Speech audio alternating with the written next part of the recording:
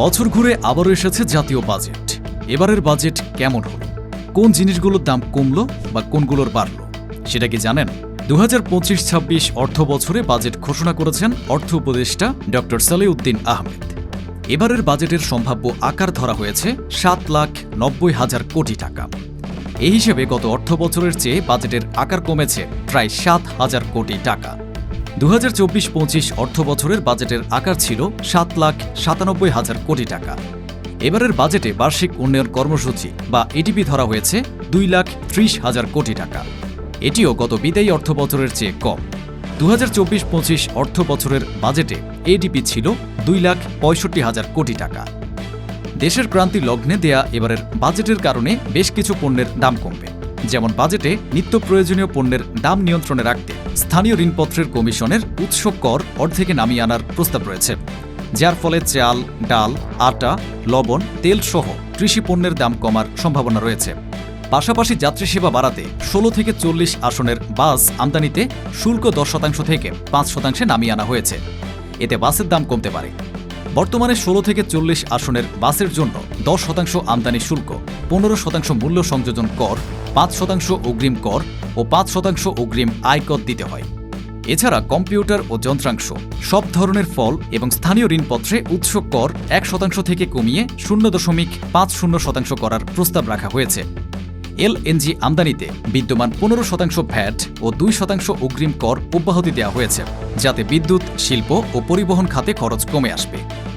Sanitary napkin, তরল দুধ, polypropylene staple ফাইবারে ভ্যাট ছাড়ার পাশাপাশি ই-বাইকের উৎপাদন ও উপকরণ আমদানি এবং ফ্রিজ এসির কম্প্রেসর উৎপাদনের উপকরণে ভ্যাট অব্যাহতির প্রস্তাব এসেছে। এছাড়া বিদ্যুৎ ক্রয়, বিদেশি ক্রেতার এজেন্ট কমিশন, জমি ও ফ্ল্যাটের নিবন্ধন খরচ ও উৎসেও কর কমানো হয়েছে।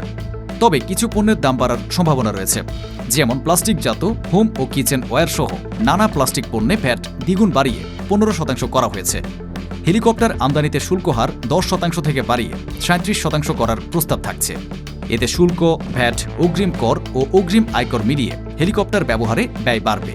কনভেনশন হল ও কনফারেন্স সেন্টারের সেবায় উৎস কর 5% থেকে 10% করার প্রস্তাব থাকায় বিয়েসহ সামাজিক অনুষ্ঠানের খরচও বাড়তে পারে। একাধিক গাড়ির মালিকদের জন্য পরিবেশ সারচার্জের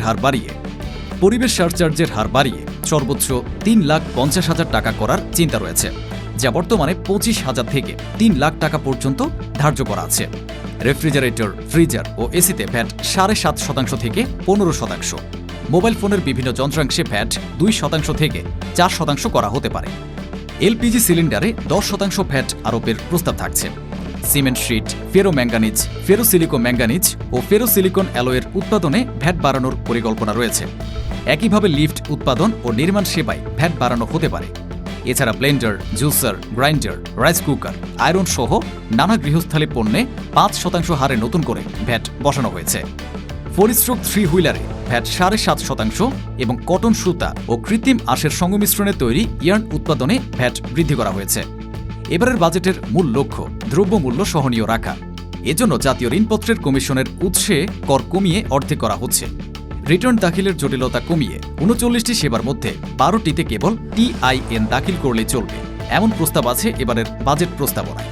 সামগ্রিকভাবে নতুন বাজেটে কর কাঠামোর এ পরিবর্তনের প্রভাব পড়বে ভোক্তা জীবনে, বাজার এবং শিল্প ব্যবসায়িক খাতে।